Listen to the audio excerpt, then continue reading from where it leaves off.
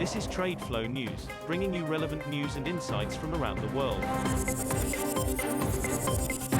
TradeFlow News, enabling trade for SMEs and economies worldwide.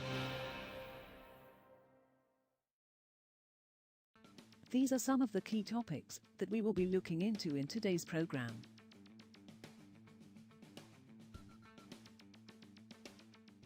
First, let's take a look at the overnight headlines which are impacting the commodity markets. Authorities from Beijing to Delhi scrambled to fill a yawning power supply gap on Tuesday, triggering global stock and bond market wobbles on worries that rising energy costs will stoke inflation and curtail an economic recovery. Power prices have surged to record highs in recent weeks, driven by shortages in Asia and Europe, with an energy crisis in China expected to last through to the end of the year and crimp growth in the world's second-largest economy and top exporter. China on Tuesday took its boldest step in a decades-long power sector reform, saying it will allow coal-fired power plants to pass on the high costs of generation to some end users via market-driven electricity prices. Russian energy giant Gazprom has started using its inventories to pump more natural gas into the pipeline network to stabilise surging prices, a Russian official said on Tuesday.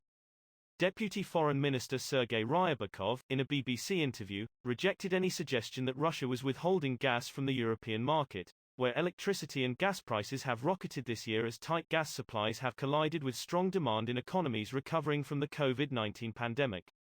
We favour energy security of Europe. We want to work collaboratively.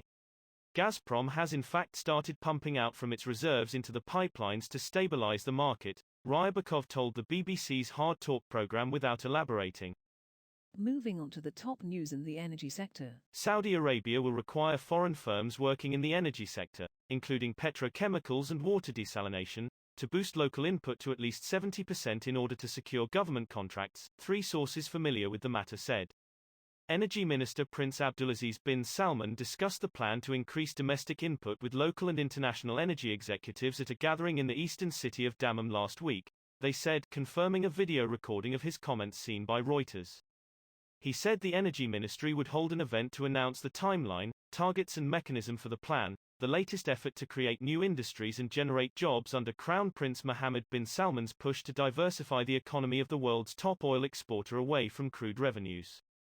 A tenth of fuel stations in London and southeast England are still dry after an acute truck driver shortage triggered panic fuel buying, the Petrol Retailers Association said on Tuesday.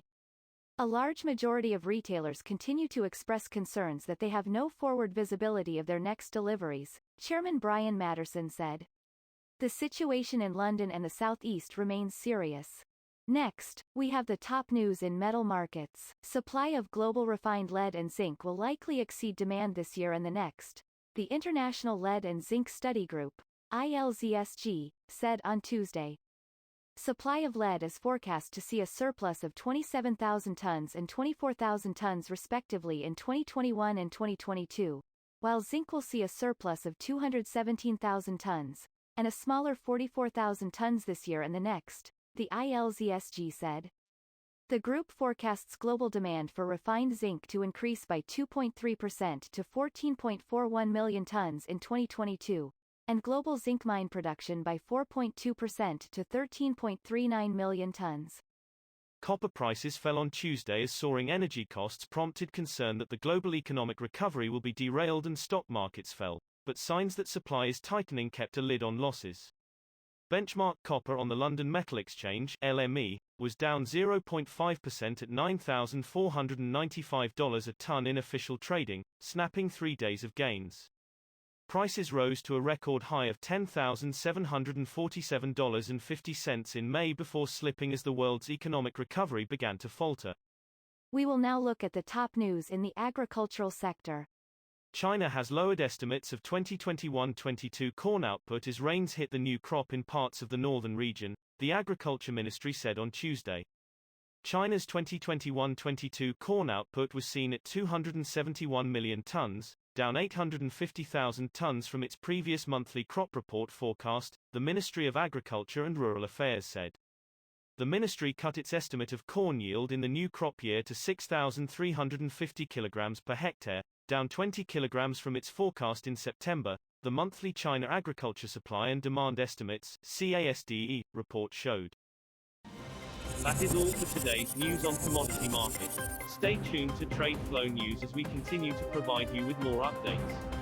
We also invite you to follow us on Twitter at TradeFlow News, which allows you to watch our program on your mobile device or desktop to receive information from there.